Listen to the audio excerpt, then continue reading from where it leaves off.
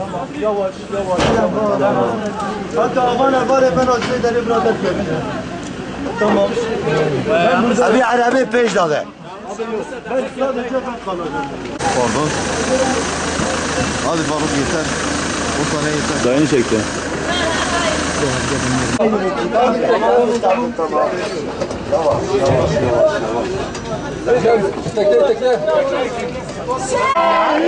Anne hayırdır?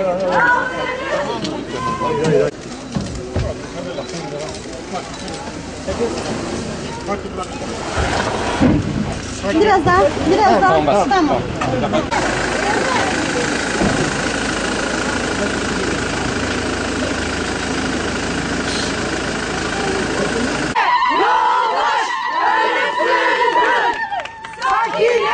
Yoldaş ölümsüzdür. Sakine yoldaş ölümsüzdür. Şehit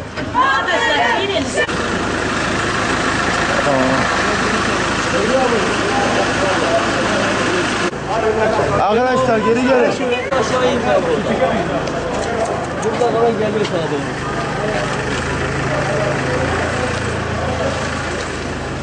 Bir kare alacağız, o da içine girmeyin ya. Senin ismini de unuttum ya vallahi. Kim bu?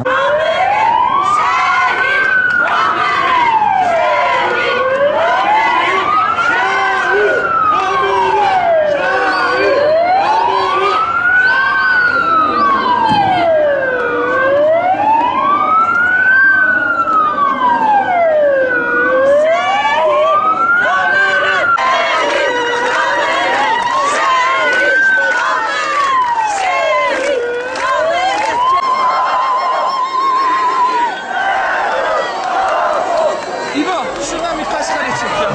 Ver onu.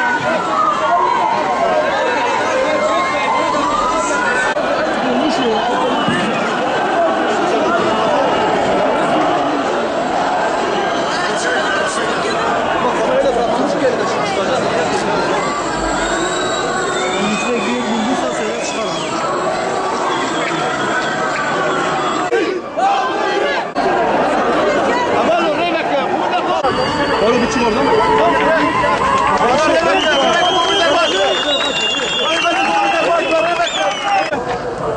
Az biraz. Basındaki arkadaşlar yürüyelim. Devlet meydanına yürüyoruz. Yürüyoruz arkadaşlar. Arkadaşlar duraklama yok. Alana giriyoruz. Alana yürüyoruz. Kalemine hürmet. Bu meşhur kalı.